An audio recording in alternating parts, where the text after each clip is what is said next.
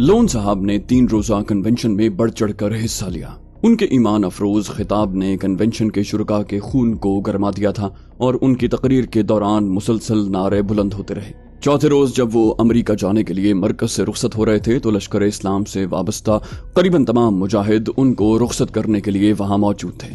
Loan साहब खुद computer engineer थे या नहीं, उनके दिमाग में अलबत्ता कंप्यूटर जरूर फिट था। करीबन हर अहम मुजाहिद कमांडर की छवि उस कंप्यूटर में नक्श हो गई थी। उन्होंने 3 रोजा कन्वेंशन की मुकम्मल फिल्म बनाई थी और मौलाना अब्दुल मतीन से कहा था कि इस फिल्म के जरिए वो अपने हल्का अहबाब से कम $50,000 की रकम 2 माह में जमा करके उनकी खिदमत में रवाना कर देंगे। लोन साहब ने इस फिल्म में लश्कर इस्लाम के कमांडरों के इंटरव्यूज रिकॉर्ड किए थे, जिन्होंने बड़े जोशो खरोश से मकबूजा कश्मीर को हिंदू के पंजाए इस्तबदाद से आजाद करवाने का इजहार किया था और बड़े बड़े दावे किए थे। उसने मौलाना को बताया कि मुजाहिद कमांडरों की उन ईमान अफरोज तकारीर के बाद किस मुसलमान का दिल नहीं चाहेगा कि वो जिहाद कश्मीर में अपना हिस्सा डाले।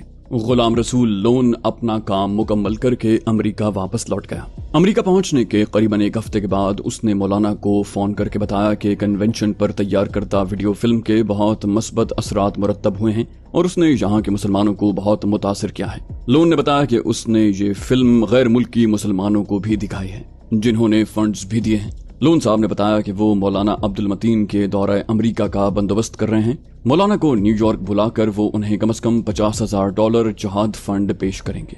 मौलाना का दिल बाग बाग हो गया। वो ज्यादा जोश खरोश से मुजाहिदीन की तैयारियों में मसरूफ हो गए। लोन साहब हफ्ते में 1 मरतबा उन्हें जरूर फोन कर लिया करते थे। हर दफा वो मौलाना को कोई न कोई खुशखबरी जरूर सुनाया करते थे। एक रोज उन्होंने मौलाना को आखिरी खुशखबरी भी सुना दी कि एक्सप्लोसिव्स श्रीनगर पहुंच चुके हैं और अब उन्हें मुजाहिदीन के नए ग्रुप की आमद का इंतजार है।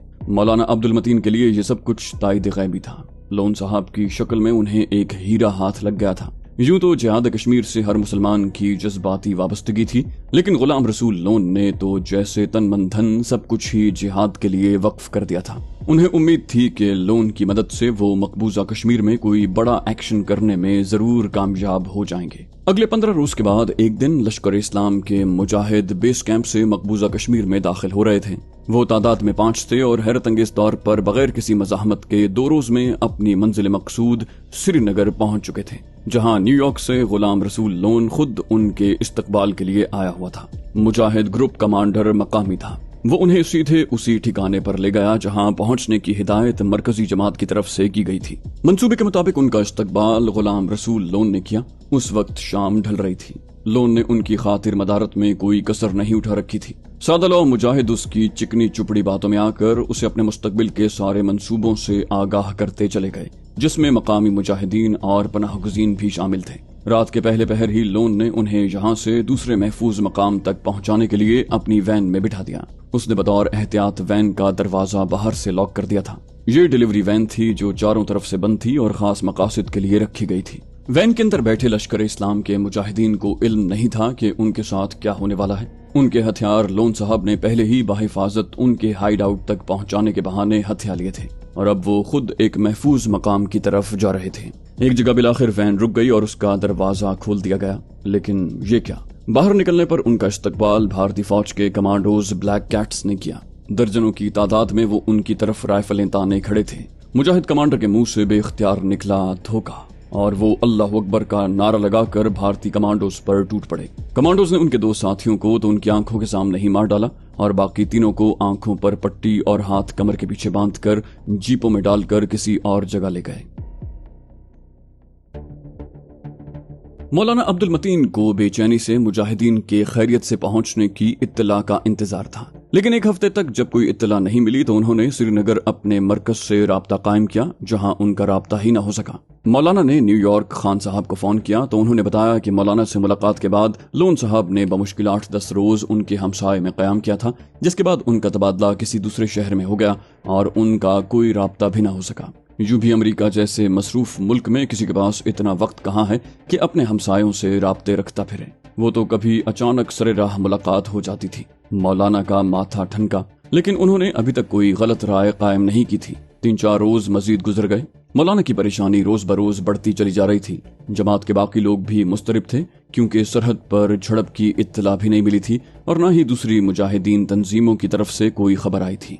बिलाखिर वो मनहूस खबर आ ही गई। लेकिन टेलीफोन या किसी और जरिए से नहीं बल्कि भारतीय टेलीविजन से। उस रोज मामूल के मुताबिक वो लोग अपने मरकज में भारतीय टीवी की खबरें सुन रहे थे ताकि अपने साथियों के अहवाल से आगाह हो सकें कि अनाउंसर ने खबर पढ़नी शुरू की, जिसके मुताबिक भारतीय फौज ने एक जबरदस्त मुकाबले के बाद 3 पाकिस्तानी घुसपैठिए गिरफ्तार करने का दावा किया था, जिनके 2 साथी मुकाबले में मारे गए थे। उनमें से घुसपैठिए को उन्होंने टीवी पर पेश कर दिया। मरकज में मौजूद तमाम पर सन्नाटा तारी था, जैसे उन्हें सांप सूंघ गया हो। जिस घुसपैठिए की तस्वीर टीवी पर दिखाई दे रही थी वो उनका मकामी मुजाहिद साथी था, जिसकी आवाज शीशे की तरह उनके कानों के रास्ते दिमाग में घुस आई थी। मेरा नाम खालिद है, मेरा ताल्लुक पलंदरी से है। मुझे पाकिस्तान की इंटेलिजेंस एजेंसी ने श्रीनगर भेजा था। उसका रटा रटाया बयान जारी था। खालिद के चेहरे पर बड़े बड़े नील और उसकी सूजी हुई आंखें बता रही थीं कि उस पर बेपनाह तशद्दुद करने के बाद दुश्मन ने उसे कोई नशावर शय खिलाकर ये फिल्म बनाई है, क्योंकि वो मखबूतुल हवास दिखाई दे रहा था। मौलाना अब्दुल मतीन को एक मुस्तकिल पछतावे ने आ लिया। उनके साथ धोखा हो चुका था। गुलाम रसूल लोन की सूरत में रॉ के एजेंट ने उनकी रूहानी मौत का सामान कर दिया था। एन उन लम्हात में कर्नल कृष्णा और मेजर रॉय ने अपने जाम आपस में टकराए। वो लोग अपने मिशन में कामयाबी का जश्न मना रहे थे। कर्नल कृष्णा ने लोन के कंधे पर थपकी दी। Well done mister Lone, well done. वो बोला, आप देखते जाइए, इसी तरह किसी रोज जहांगीर को भी आपके कदमों में लाकर न डाल दूं तो मेरा नाम बदल दीजिएगा। साले बड़े मुजाहिद बने फिरते हैं। तीनों ने एक जोरदार शैतानी कहकहा बुलंद किया। बीएसएफ के हेडक्वार्टर की तबाही। अगले रोज अखबारात की चीखती चिल्लाती सुर्खियों ने कर्नल गोपाल कृष्णा का खून खौला दिया। गो के इंटेलिजेंस रिपोर्ट्स उसे मिल चुकी थी, लेकिन जिस तरह अखबारात ने उस हादसे को उछाला था उसके बाद तो उन सब के लिए डूब मरने का मकाम ही बन चुका था। उसने अखबार एक तरफ रख कर सामने बैठे मेजर रॉय की तरफ देख कर कफे अफसोस मलते हुए कहा, मीर साहब बहुत बुरा हुआ, बहुत बुरा। हमारी तो सारी कामयाबियों पर सिर्फ ये एक वाकया मिट्टी फेरने के लिए काफी है। वो बोला, सर मेरे जज्बात आपसे मुख्तलिफ नहीं हैं। मैं तो समझता था लोन साहब की तरफ से लश्कर इस्लाम के खिलाफ इस कार्रवाई के बाद ये लोग खौफजदा हो जाएंगे, लेकिन उसने अपना फिक्रा अधूरा छोड़ दिया। कर्नल गोपाल कृष्णा ने लंबी सांस ली। Oh my god. Major Roy ने अचानक ही कुछ सोचते हुए कहा, मुझे एक बात ने खासा परेशान किया है कि उनके अंदर इतनी घुसपैठ के बावजूद हम अभी तक उन्हें तोड़ने में कामयाब क्यों नहीं हो सके। कर्नल गोपाल बोला, अब मैं यही करने जा रहा हूँ। अब इन्हें अंदर से तोड़ना ही होगा मेजर रॉय। अगर भारत माता को टुकड़े टुकड़े होने से बचाना है तो याद रखो हमें इन सबको अंदर से तोड़ देना होगा। मुझे इस बात की परवाह नहीं है कि कश्मीर हाथ से निकल गया तो क्या होगा। मुझे तो ये फिक्र खाई जा रही है कि कश्मीर के बाद फिर किसका नंबर आएगा। मेजर रॉय, हम एक वक्त में 6 मजबूत अलहदगी पसंद तहरीकों का सामना कर रहे हैं। भारत माता की सलामती दाव पर लगी है। कश्मीर की आजादी का मतलब भारत के 8 टुकड़े। Oh my God, impossible. नहीं मीर साहब, ऐसा नहीं होना चाहिए। हमें ही कुछ करना होगा। ये पुलिस चीफ और ये आर्मी सब बकवास है, एकदम बकवास। कुछ फायदा नहीं है इनका। अरे 6 लाख फौज अगर 500 आतंकवादियों पर काबू नहीं पा सकती तो भाड़ में जाए। इन लोगों की नालायकियों ने भारतीय फौज की क्रेडिबिलिटी दाव पर लगा दी है। Damn it. उसने दाएं हाथ में पकड़ी छड़ी को इतने जोर से सामने मेज पर मारा कि एक मर्तबा तो मेजर रॉय सहम कर रह गया। लेकिन मेजर रॉय जानता था जब कभी कर्नल गोपाल कृष्णा पर मायूसी का दौरा पड़ता तो वो सीखपा हो जाता और उन लम्हात में वो दुनिया का खतरनाक तरीन इंसान बन जाता। बिल्कुल दरिंदा, जंगली दरिंदा जिसे सिवाय चीर फाड़ के और किसी शय से दिलचस्पी बाकी न रहती। मेजर रॉय को इल्म था कि ऐसे ही लम्हात में उसकी तमाम शैतानी सलाहियतें एकदम से बेदार हो जाया करती हैं। उसने अचानक खड़े होकर मेजर रॉय को अपने पीछे आने का इशारा किया। मेरे साथ आओ। दोनों कंट्रोल रूम से निकल गए। उसने कंट्रोल ऑपरेटर से दरियाफ्त किया, एनी इन्फॉर्मेशन? यस सर कहते हुए वहां कमरे में मौजूद 3 मुस्तैद ऑपरेटर्स में से एक ने कर्नल गोपाल कृष्णा को एक टेलीफोन मैसेज पकड़ा दिया। ये एक टाइप शुदा मैसेज था। कर्नल गोपाल कृष्णा ने वहीं खड़े खड़े उस पर एक नजर डाली और वो कागज अपने मातहत मेजर रॉय को थमा दिया। उसके होंठों पर एक जहरीली मुस्कुराहट नाचने लगी। मेजर रॉय ने कागज पर नजरें दौड़ाईं और टाइप शुदा तहरीर के अख्तिताम पर उसके तने हुए आसाब भी ढीले पड़ गए। उसके मुंह से बेसाख्ता निकला, well done captain Nagra, come on. Colonel Krishna ने उसे अपने पीछे आने का इशारा किया और अपने खुसूसी कमरे में चला गया। उसने टेलीफोन मैसेज अपने सामने रखते हुए कहा, मैंने तुम्हें कहा था ये लड़का बड़ा स्मार्ट है, कुछ कर गुजरेगा। मेजर रॉय ने कहा, यस सर, वाकई कमाल हो गया। अब हमारी टीम मुकम्मल होती दिखाई दे रही है। मैं तो मुजाहिदों के हाथों कैप्टन बख्शी की मौत के बाद से खुद को बहुत अकेला जानने लगा था। कर्नल गोपाल कृष्णा ने कुर्सी की पुश्त से टेक लगाते हुए कहा, अरे यार बहुत दम है, अभी बहुत दम है अपने बंदों में। ये लड़का कैप्टन नागरा उसकी कमी पूरी नहीं कर सकता, लेकिन कुछ करेगा जरूर। कैप्टन बख्शी उनका साथी था जिसे तमिलनाडु में एक खुफिया ऑपरेशन के दौरान LTTE के बागियों ने मार डाला था। उसकी मौत के बाद कर्नल गोपाल कृष्णा और मेजर रॉय खुद को खासे तन्हा तन्हा महसूस करते थे, क्योंकि उन तीनों की टीम मिसाली समझी जाती थी और आर्मी इंटेलिजेंस में वो सुपर फिट के कोड नाम से जाने जाते थे। कैप्टन बख्शी के बाद से डेपुटेशन पर आए यंग ऑफिसर्स को उस टीम में शामिल किया गया, लेकिन कर्नल कृष्णा किसी से मुतमईन नहीं था। दरअसल उन तीनों ने मिलकर कारकर्दगी का जो म्यार कायम कर लिया था, कैप्टन बख्शी की मौत के बाद से फिर दोबारा उस कारकर्दगी का मुजाहिरा न कर पाए। उन दोनों की तरफ से तो कोई कमी नहीं हुई थी, लेकिन तीसरे मेंबर की तरफ से मतलूबा नताइज नहीं मिला करते थे। कैप्टन नागरा को 3 माह पहले ही डेपुटेशन पर भेजा गया था। उसके ओसी ने कर्नल कृष्णा से खुद कहा था, मुझे उम्मीद है नागरा शायद बख्शी की कमी पूरी कर देगा। He is a genius. बहुत एक्स्ट्रा ऑर्डिनरी लड़का है, बड़ा दम है उसमें। कर्नल गोपाल कृष्णा ने उसका दिल तोड़ना मुनासिब नहीं समझा था और कहा था होप सो। हालांकि उसने तब यही राय कायम की थी कि ये भी पहले वालों की तरह का जीनियस ऑफिसर होगा, क्योंकि उससे पहले आने वाले 3 यंग ऑफिसर्स के मुतालिक भी उनके अफसरान आला ने यही रिपोर्ट्स दी थी। ये अलग बात है कि वो बमुश्किल 2-3 माह भी उनके साथ नहीं चल पाए थे और कर्नल गोपाल कृष्णा की दरखास्त पर उनका तबादला किसी दूसरे फील्ड इंटेलिजेंस यूनिट में कर दिया गया था। लेकिन हैरत अंगेज तौर पर जब उसकी पहली मुलाकात कैप्टन नागरा से हुई तो उसने मेजर रॉय से कहा था, मीर साहब लड़के में दम है। मेजर रॉय ने उसकी हाँ में हाँ मिलाते हुए कहा था, भगवान करे ऐसा ही हो सर। उसकी तजवीज पर कर्नल गोपाल कृष्णा ने कैप्टन नागरा को एक अहम मिशन सौंपकर बांडीपुरा की तरफ रवाना कर दिया और आज जब उसे 10 रोज के बाद उसका पैगाम मिला तो कर्नल कृष्णा को यूं लगा जैसे वो मुजाहिदीन की इस ताजा कार्रवाई का भरपूर जवाब दे सकेंगे। कैप्टन नागरा को नया प्लान सौंपते हुए कर्नल गोपाल कृष्णा को न जाने क्यों एक उम्मीद सी बंध गई थी कि वो उस पर अमल कर गुजरेगा। कैप्टन नागरा कश्मीरी पंडित घराने से ताल्लुक रखता था।